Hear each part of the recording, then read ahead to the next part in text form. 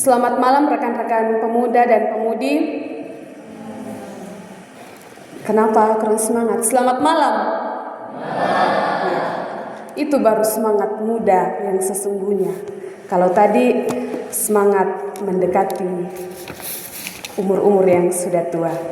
Nah, rekan-rekan muda yang sama dikasihi Tuhan, dari bacaan kita saat ini kita akan renungkan di bawah sebuah tema Rise Up and Make an Impact, atau dalam bahasa Indonesianya bangkit dan berdampak.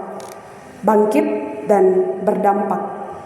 Rekan-rekan muda yang sama dikasihi Tuhan, kalau kita berbicara tentang hari Paskah, tentu kita sudah tahu semua bahwa Paskah adalah hari kebangkitan Yesus Kristus pada hari yang ketiga setelah penyaliban. Dan kita tentu tahu bahwa Paskah ini melambangkan kemenangan kita atas maut, melambangkan penebusan dosa dan harapan hidup yang baru. Karena itu rekan-rekan muda, Paskah bukan hanya sekedar rutinitas yang sering kali menjadi peringatan tahunan. Kalau kita melihat setiap bulan April atau bulan Mei kadang diadakan perayaan Paskah. Paskah itu bukan sekedar rutinitas tahunan yang sering kita peringati, tetapi Paskah adalah game changer kita sebagai pemuda-pemudi atau pengubah permainan dalam masa muda dan mudi kita. Kalau kita berbicara tentang game, di sini ada teman-teman yang sering main game. Main game itu tidak gampang ya. Ya, ada berbagai tantangan yang dilalui, ada level-level yang kemudian harus dicapai untuk bisa naik ke level selanjutnya.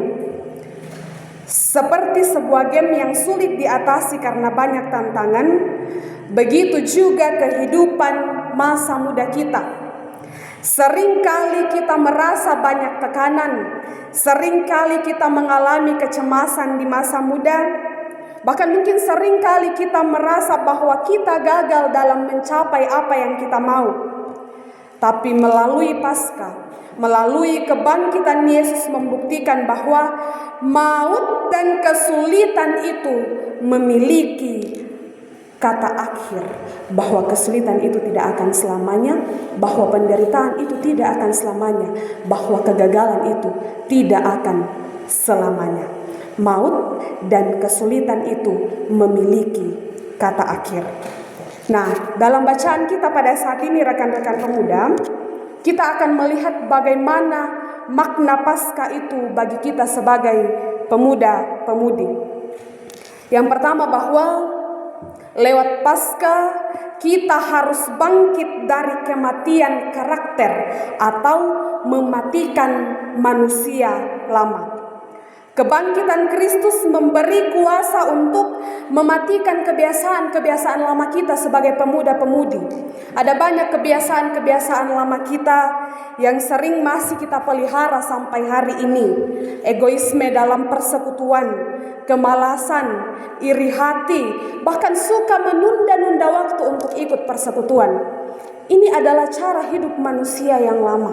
Karena itu lewat kebangkitan Kristus, dalam persekutuan tidak lagi boleh ada yang namanya egoisme. Namanya persekutuan, kita hadir bersama-sama merancangkan segala sesuatu dan merealisasikan segala sesuatu. Banyak kemudian persekutuan yang ternyata visi dan misinya itu tidak sampai karena ada oknum-oknum tertentu yang egois dalam persekutuan. Mari matikan sikap egoisme dalam persekutuan.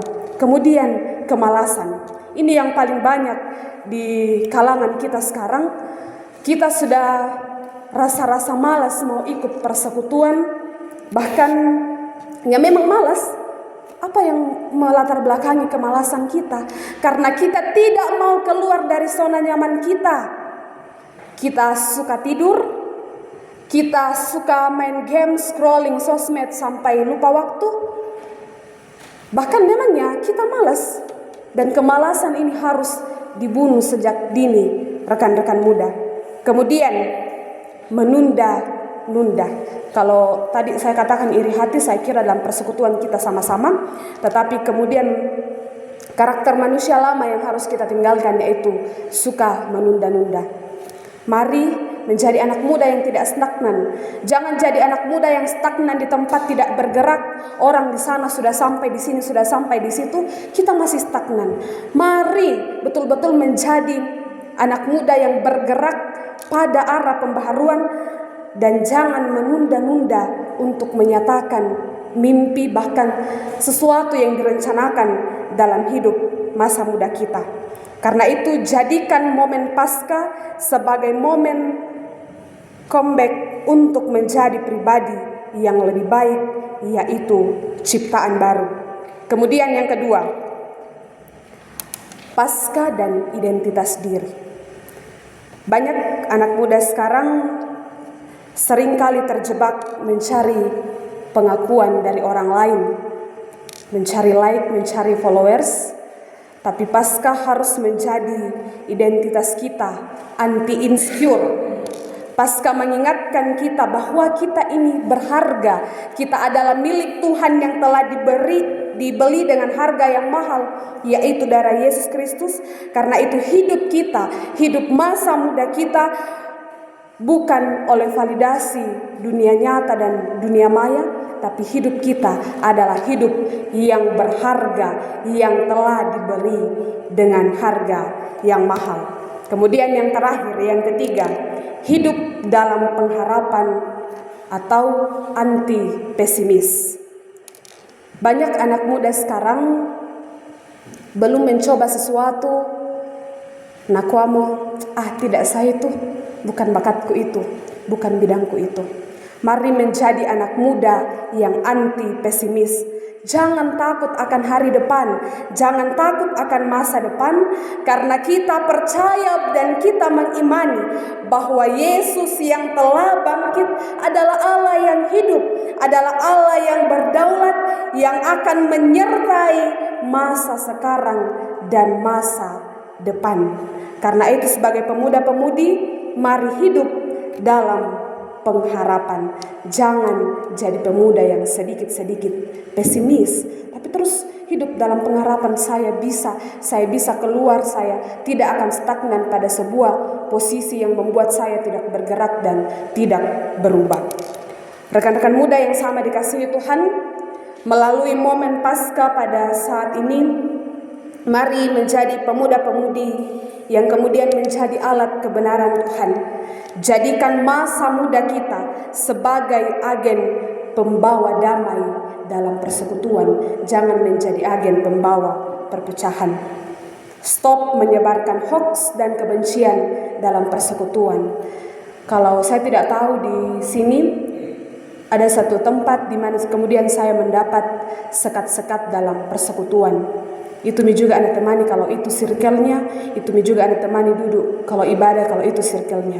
Jangan bawa circle, jangan bawa pertemanan ke dalam persekutuan, karena itu bisa saja mendatangkan perpecahan.